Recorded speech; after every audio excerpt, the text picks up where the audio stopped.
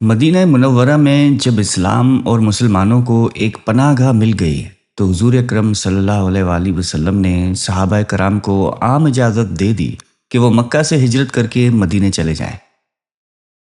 جب کفار قریش کو پتہ چلا تو انہوں نے روک ٹوک شروع کر دی، مگر چھپ چھپ کر لوگوں نے ہجرت کا سلسلہ جاری رکھا، یہاں تک کہ رفتہ رفتہ بہت سے صحابہ کرام مدینہ منورہ چلے گئے۔ صرف وہی حضرات مکے میں رہ گئے جو یا تو کافروں کی قید میں تھے یا اپنی مفلسی کی وجہ سے مجبور تھے۔ حضور اقدس صلی اللہ علیہ وآلہ وسلم کو چونکہ ابھی تک خدا کی طرف سے ہجرت کا حکم نہیں ملا تھا، اس لیے آپ علیہ السلام ابھی تک مکے میں ہی مقیم رہے، اور حضرت ابو بکر صدیق اور حضرت علی مرتضیٰ رضی اللہ تعالی عنہما کو بھی آپ نے روک رکھا تھا۔ لہٰذا یہ دونوں شمع نبوت کے پروانے بھی آپ ہی کے ساتھ مکے میں ٹھہرے ہوئے تھے۔ جب مکے کے کافروں نے یہ دیکھ لیا کہ آپ علیہ السلام اور مسلمانوں کے مددگار مکے سے باہر مدینے میں بھی ہو گئے اور مدینے جانے والے مسلمانوں کو انصار نے اپنی پناہ میں لے لیا ہے، تو کفار مکہ کو یہ خطرہ محسوس ہونے لگا کہ کہیں ایسا نہ ہو کہ محمد بھی مدینے چلے جائے اور وہاں سے اپنی فوج لے کر مکہ پہ چڑھائی نہ کر دیں۔ چنانچہ اس خطرے کا دروازہ بند کرنے کے لیے کفار مکہ نے اپنے پنچایت گھر میں ایک بہت بڑی کانفرنس منعقد کی، اور یہ کفار مکہ کا ایسا زبردست نمائندہ اجتماع تھا کہ مکے کا کوئی بھی ایسا دانشور اور بااثر شخص نہیں تھا جو اس کانفرنس میں شریک نہ ہوا ہو۔ خصوصیت کے ساتھ ابو سفیان، ابو جہل، عتبہ، جبیر بن مطعم، نضر بن حارث وغیرہ وغیرہ تمام سرداران قریش اس مجلس میں موجود تھے۔ شیطان لعین بھی کمبل اوڑھ کر ایک بزرگ شیخ کی صورت میں آ گیا۔ قریش کے سرداروں نے نام و نسب پوچھا تو بولا کہ میں شیخ نجد ہوں اور اس لیے کانفرنس میں آیا ہوں تاکہ میں تمہارے معاملے میں اپنی رائے بھی پیش کر دوں۔ یہ سن کر قریش کے سرداروں نے ابلیس کو بھی اپنی کانفرنس میں شریک کر لیا اور کانفرنس کی کارروائی شروع ہو گئی۔ جب آپ علیہ السلام کا معاملہ پیش ہوا تو پنچایت نے یہ رائے دی کہ ان کو کسی کوٹھڑی میں بند کر کے ان کے ہاتھ پاؤں باندھ دو اور ایک سوراخ سے کھانا پانی ان کو دے دیا کرو۔ شیخ نجدی جو کہ شیطان تھا، اس نے کہا کہ یہ رائے اچھی نہیں ہے۔ خدا کی قسم، اگر تم لوگوں نے اس کو کسی مکان میں قید کر دیا تو یقیناً ان کے جان نثار اصحاب کو ان کی خبر لگ جائے گی اور وہ اپنی جان پر کھیل کر ان کو قید سے چھڑا لیں گے۔ ابو الاسود نے یہ مشورہ دیا کہ ان کو مکہ سے نکال دو تاکہ یہ کسی دوسرے شہر میں جا کر رہیں، اس طرح ہم کو ان کے قرآن پڑھنے اور تبلیغ اسلام سے نجات مل جائے گی۔ یہ سن کر شیخ شیطان نے بگڑ کے کہا کہ تمہاری اس رائے پہ لعنت! کیا تم لوگوں کو معلوم نہیں کہ محمد کے کلام میں کتنی مٹھاس اور تاثیر اور دلکشی ہے؟ خدا کی قسم، اگر تم لوگ ان کو شہر بدر کر کے چھوڑ دو گے تو یہ پورے ملک عرب میں لوگوں کو قرآن سنا سنا کر تمام قبائل عرب کو اپنا تابع فرما لیں گے، اور پھر اپنے ساتھ ایک عظیم لشکر کو لے کر تم پر ایسی یلغار کریں گے کہ تم ان کے مقابلے سے عاجز و لاچار ہو جاؤ گے۔ اس لیے ان کو جلا وطن کرنے کی تو بات ہی مت کرو۔ ابو جہل نے کہا کہ صاحبو، میرے ذہن میں ایک ایسی رائے ہے جو ابھی تک کسی کو نہیں سوجھی۔ یہ سن کر سب کے کان کھڑے ہو گئے اور سب نے اشتیاق کے ساتھ پوچھا کہ فرمائیے وہ کیا ہے؟ تو ابو جہل نے کہا کہ میری رائے یہ ہے کہ ہر قبیلے کا ایک ایک مشہور بہادر تلوار لے کر اٹھ کھڑا ہو اور سب حملہ کر کے محمد کو قتل کر ڈالیں۔ اس تدبیر سے خون کرنے کا جرم تمام قبیلوں کے سر پہ رہے گا۔ ظاہر ہے کہ خاندان بنو ہاشم اس خون کا بدلہ لینے کے لیے تمام قبیلوں سے لڑنے کی طاقت نہیں رکھ سکتے۔ یقیناً وہ خون بہانے پر راضی ہو جائیں گے اور ہم لوگ مل جل کر آسانی کے ساتھ خون بہا کی رقم ادا کر دیں گے۔ ابو جہل کی یہ خونی تجویز سن کر شیخ نجدی مارے خوشی کے اچھل پڑا اور کہا کہ بے شک یہ تدبیر بالکل درست ہے، اس کے سوا اور کوئی تجویز قابل قبول نہیں ہو سکتی۔ چنانچہ تمام شرکائے کانفرنس نے اتفاق رائے سے اس تجویز کو پاس کر دیا اور مجلس شورا برخاست ہو گئی، اور ہر شخص یہ خوفناک عزم لے کر اپنے اپنے گھر چلا گیا۔ خداوند قدوس نے قرآن مجید کی آیت میں اس کا واقعہ ذکر فرماتے ہوئے ارشاد فرمایا کہ اے محبوب، یاد کیجئے جس وقت کفار آپ کے بارے میں خفیہ تدبیر کر رہے تھے کہ آپ کو قید کر دیں گے یا قتل کر دیں گے یا شہر بدر کر دیں گے۔ یہ لوگ خفیہ تدبیر کر رہے تھے اور اللہ خفیہ تدبیر کر رہا تھا، اور اللہ کی پوشیدہ تدبیر سب سے بہتر ہے۔ اللہ تعالیٰ کی خفیہ تدبیر کیا تھی؟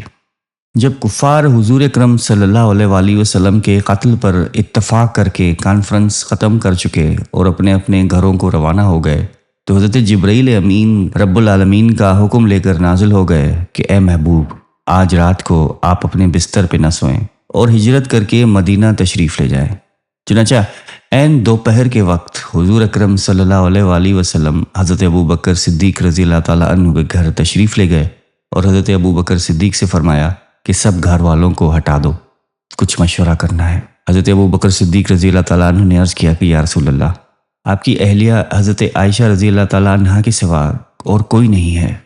آپ علیہ السلام نے فرمایا کہ اے ابوبکر، اللہ تعالیٰ نے مجھے ہجرت کی اجازت فرما دی ہے۔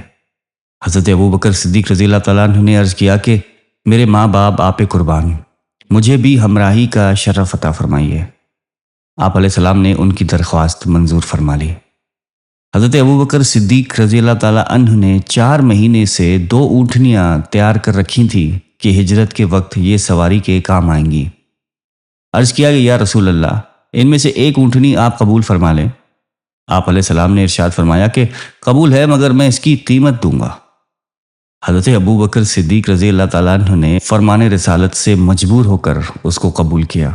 حضرت عائشہ صدیقہ رضی اللہ تعالیٰ عنہ تو اس وقت بہت کم عمر تھی، لیکن ان کی بڑی بہن حضرت بی بی اسماء رضی اللہ تعالیٰ عنہ نے سامان سفر درست کیا اور توشہ دان میں کھانا رکھ کر اپنی کمر کے پٹکے کو پھاڑ کر 2 ٹکڑے کیے، ایک سے توشہ دان کو باندھا اور دوسرے سے مشک کا منہ باندھ لیا۔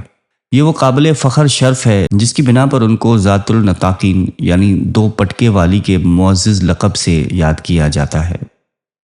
اس کے بعد حضور اکرم صلی اللہ علیہ وآلہ وسلم نے ایک کافر کو جس کا نام عبداللہ بن اریقت تھا، جو راستوں کا ماہر تھا، رہنمائی کے لیے اجرت پر نوکر رکھا اور ان دونوں اونٹنیوں کو اس کے سپرد کر کے فرمایا کہ 3 راتوں کے بعد وہ ان اونٹنیوں کو لے کر غار ثور کے پاس آ جائے۔